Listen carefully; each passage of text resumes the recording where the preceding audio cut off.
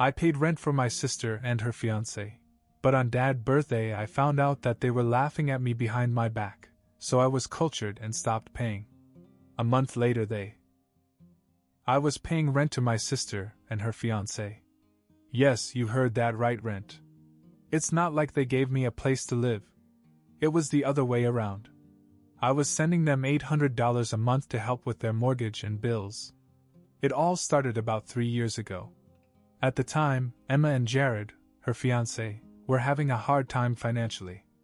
They were drowning in debt, and I could tell they were too proud to ask for help. At the time, I had just gotten a job teaching high school. The pay wasn't great, but I wasn't married, I didn't have any kids, and I figured I could afford it. I mean, what are siblings for, right? I told Emma I'd help them out for a while until they got back on their feet. They were grateful, or so I thought. But the temporary arrangement dragged on and on. 1 month turned into 6, 6 turned into a year, and suddenly it was 3 years of sending money every month without fail. I adjusted my entire lifestyle around it. No big purchases, no vacations, just living frugally to keep them afloat. Still, I didn't complain. I knew I was doing the right thing. Family first, always. Then the wedding announcement came. They were finally getting married after all these years, and I thought, okay, this is a turning point. I secretly hoped they'd tell me they didn't need my help anymore. But instead, Emma called me one day and asked if I could help with her wedding expenses. I'll never forget that call. I paused for a long time before telling her no. Emma, I already send you $800 a month. I can't do more than that, I said. She became silent. I don't know what she expected me to say, but I had to draw the line somewhere. Fast forward 2 months to my father's birthday. We had a big family reunion at Grandma's house. It was the usual mess, tons of food, kids running around, people arguing about whose barbecue sauce was better. Emma and Jared showed up looking like they didn't have a care in the world. We were all in good spirits, sharing drinks, talking about old family stories. Everything seemed normal. Toward the end of the evening, my grandmother came over and touched my arm. "Brian, can we talk outside for a minute?" she asked quietly. I didn't think much of it. Grandma is known for having little heart-to-hearts. Sometimes it's life advice, sometimes just an encouraging word. I figured maybe she was trying to nudge me about settling down. She always asked when I was going to meet a nice girl and start a family. We stepped out onto the porch where it was quieter. She looked around to make sure no one was within earshot. Then she said something that hit me like a punch in the gut. "They made fun of you," she said in a low voice. "Who?" I asked, frowning. "Emma and Jared. They laugh behind your back," she said. "They think you're stuck in life. That you'll never have a family of your own, that you're wasting your time trying to help them. They joke about how much you sacrifice while you live alone and struggle to be a teacher." I felt a knot in my chest. I couldn't believe it. I had sacrificed so much for them, and this was how they saw me? Some kind of loser to be pitied and laughed at. I stood there in silence, absorbing her words. Grandma looked at me with sad, knowing eyes. "Brian, you're a good man," she said softly. "But you don't have to let them treat you like this. They're taking advantage of your goodness." I nodded, still stunned. What was I supposed to do with this information? Confront them in front of everyone? Ruin the evening? No, I wasn't going to give them the satisfaction of seeing me rattle. Instead, I went back inside, put on a smile, and acted as if nothing was wrong. I even clinked glasses with Jared as we toasted Dad's birthday. But inside, everything had changed. I knew I couldn't live like this anymore. They thought I was a joke? Fine. Let's see how funny things get when the money stops coming in. I wasn't going to lose my cool.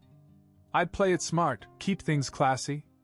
But they were about to learn that I wasn't a pushover. The morning after Dad's birthday party, I woke up early, still thinking about what Grandma had said. Part of me wanted to call Emma right away and confront her, but I decided against it. I needed time to think. Instead, I went through my usual routine: coffee, lesson plans, grading papers. Business as usual. About a week later, I got a call from Emma. "Hey Brian.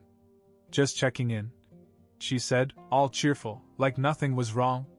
"Hey," I replied, keeping my tone neutral. She started rambling on about wedding plans. Flowers, guest lists, some problem with the caterer. I let her talk for a while, then she casually brought up money. "Oh, and Jared was wondering if you could send this month's rent a little early. We have a few things coming up." I had to force myself not to laugh. "Yeah, about that. I'm actually going through some financial stuff myself," I said. "I won't be able to send the money this month." There was a pause. "Wait, you mean just this month, right? You'll still help us after that?" "I don't know, Emma. I've been helping for 3 years. I might need to focus on my own situation for a while." She was silent for a moment, and then I heard her voice tighten. "Brian, are you serious? We're counting on this money."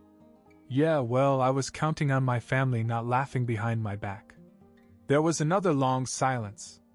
I didn't elaborate, and she didn't ask what I meant. Instead, she gave a stiff, "Okay," and quickly ended the call. That was the beginning of the fallout. 2 weeks passed.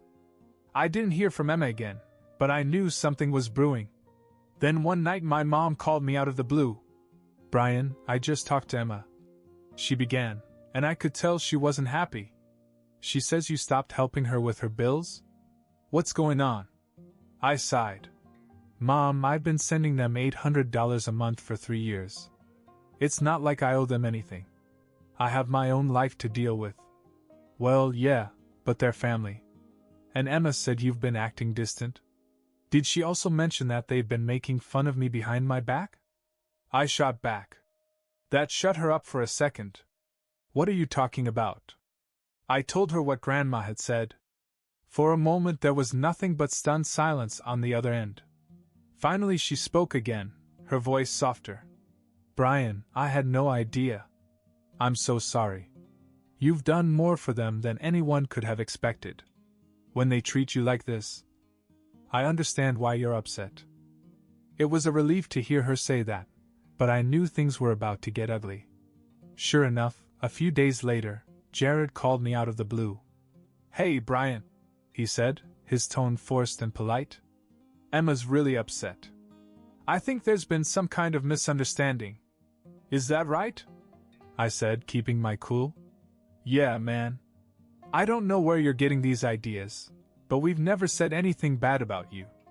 You've been great to us." "Oh, so Grandma just made that up?" I asked bluntly. Jared stammered for a second. Look, if she said something, it was probably twisted. You know how old people can exaggerate." I didn't buy it for a second. "You know what, Jared? Let's not pretend. I'm done with the money. You guys are on your own. I hope the wedding goes well."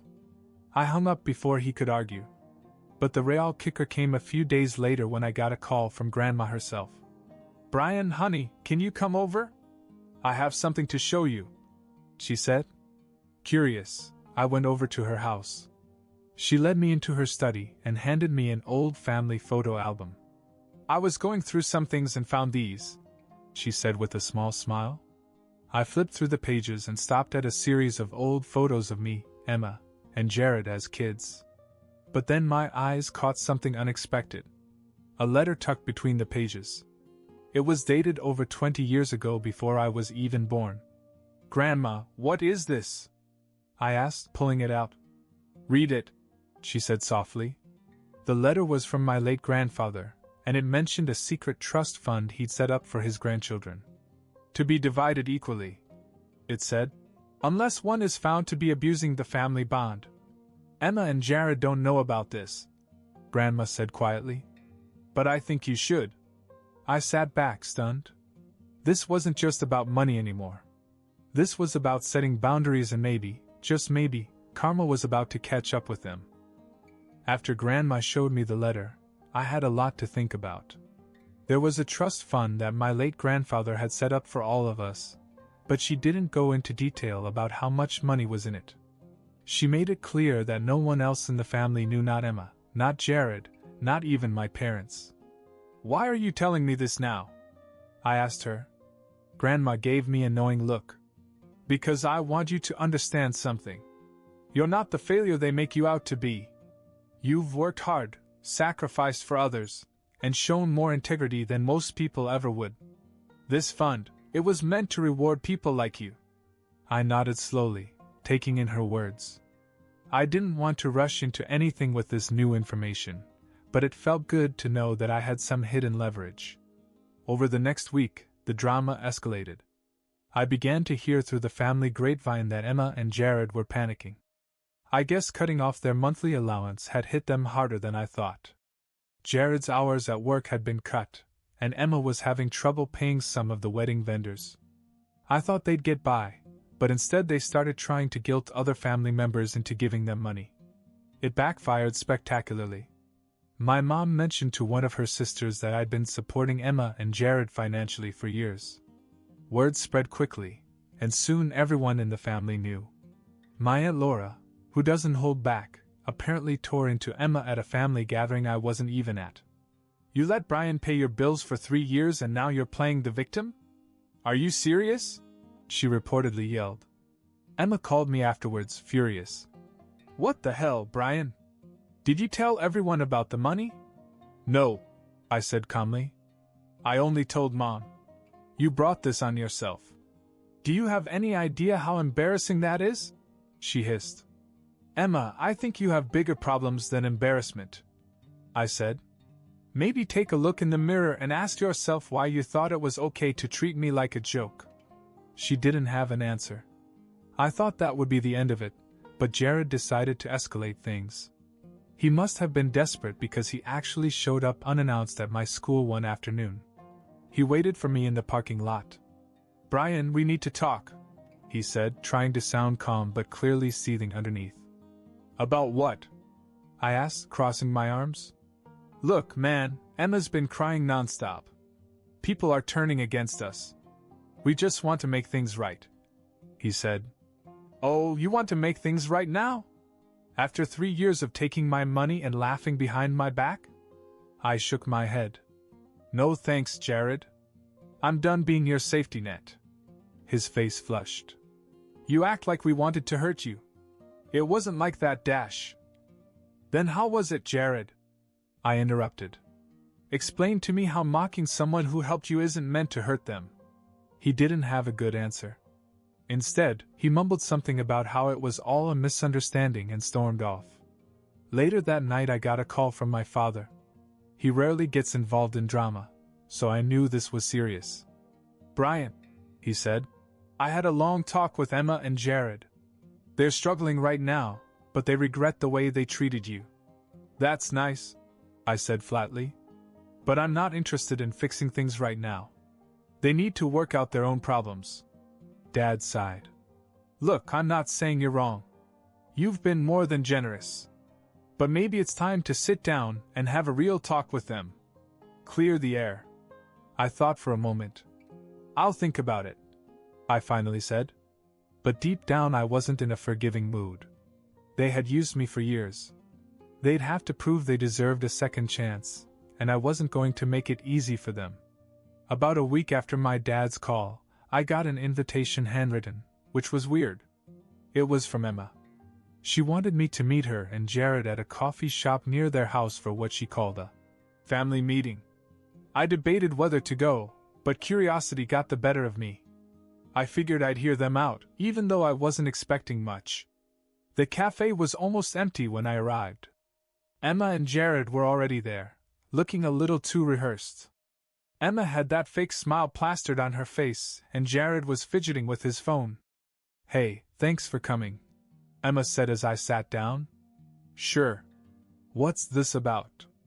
I asked, keeping it short. Emma took a deep breath. Look, we just want to apologize. We shouldn't have talked about you like that. It was wrong, and we're really sorry. Jared nodded and chimed in. We were stressed out and made some bad jokes. We didn't mean any of it. Seriously. I sat back and studied them. It all felt too smooth, too scripted. Okay, I said. But let me ask you something. If Grandma hadn't told me, would you have ever apologized? They froze for a second. Emma looked at Jared, who quickly spoke up. Of course we would have eventually. I chuckled. Right. Sure. They shifted uncomfortably, and that's when Emma dropped the real reason for the meeting. Brian, we need a favor, she said carefully. There it was. I almost laughed out loud. Let me guess. You need money? Not exactly, Emma said hesitantly. We need you to co-sign a loan for us. I stared at her as if she'd grown a second head. Are you serious? We've hit a rough patch. Jared jumped in. We just need some help refinancing the house. If you co-sign, we'll get a better rate, and we can do the rest. You wouldn't have to pay anything. I couldn't believe what I was hearing. You've got to be kidding me, I said. You think I'm going to put my name on a loan for you after everything that's happened? Are you even listening to yourselves right now? Emma's face flushed. We're not trying to take advantage of you. We're trying to make things right. I shook my head in disbelief. You don't fix things by asking for more handouts. You fix things by taking responsibility for your own lives.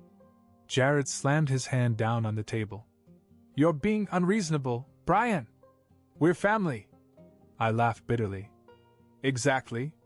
And family doesn't treat each other like dirt. You're on your own.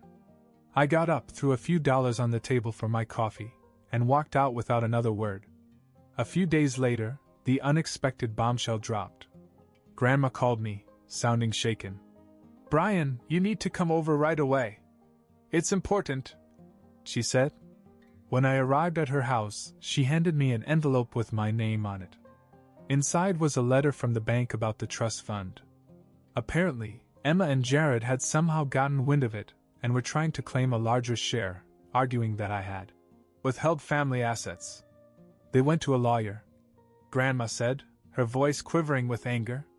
They say you hid the trust fund from them, even though you didn't know about it until recently.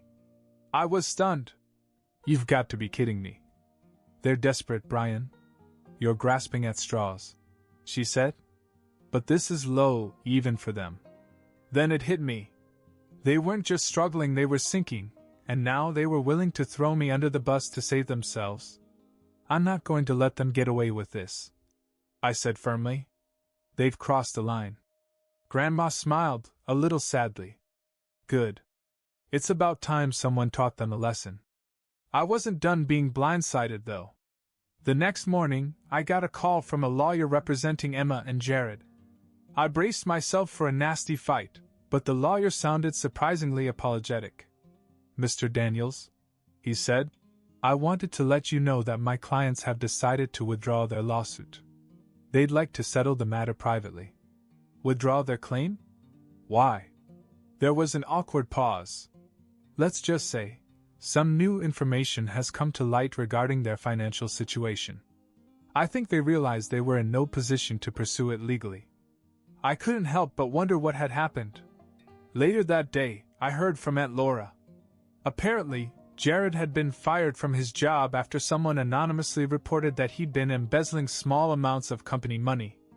To make matters worse, the bank had rejected their loan application outright, citing credit concerns. Karma had hit them hard, and I hadn't even lifted a finger.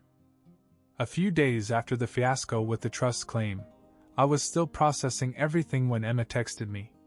We need to talk. Please. I ignored her. The next day, without warning, she showed up at my apartment. She was pacing outside my building when I got home from work. I sighed, but got out of the car. What do you want, Emma? I asked, already exhausted.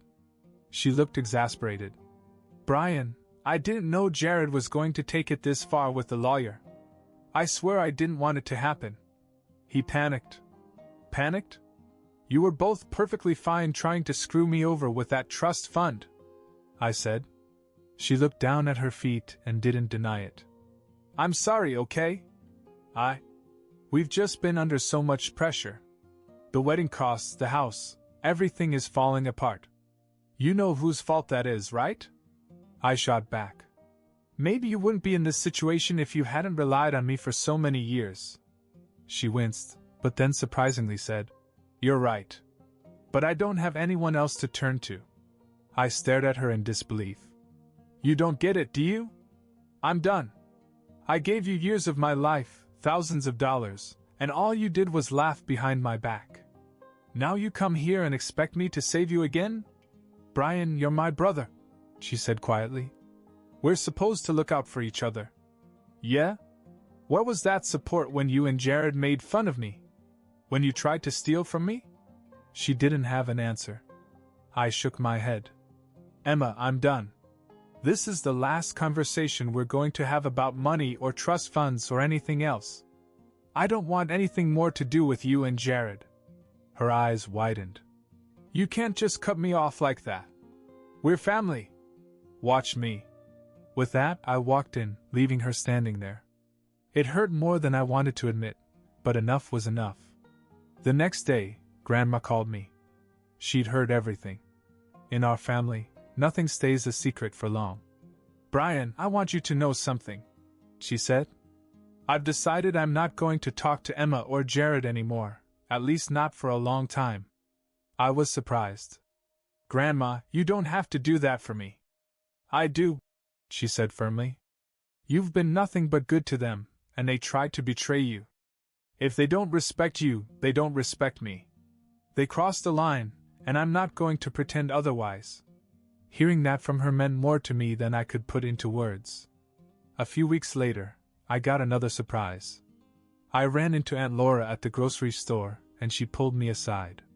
She said, Hey, I heard about everything that happened. I just wanted to tell you that I am proud of you, she said. Proud of me?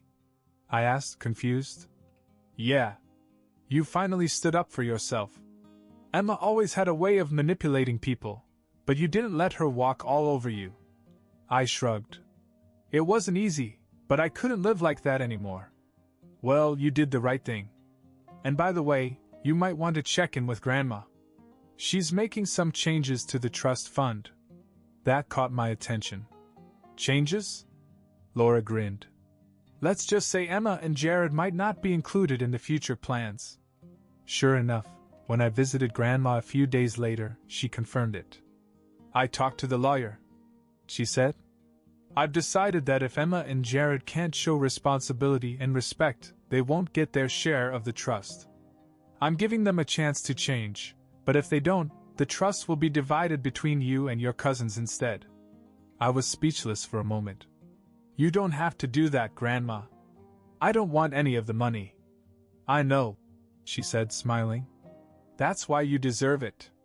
After that, I cut off all contact with Emma and Jared. No texts, no calls. I blocked their numbers and stopped dealing with any family drama. Slowly, things started to feel easier. I didn't realize how much of a burden I was carrying until it was finally gone. The real kicker? I heard through the grapevine that Jared had moved out of the house after losing his job. Their relationship was on the rocks and Emma had to move back in with her mom. I wasn't happy about it, but I couldn't deny the irony.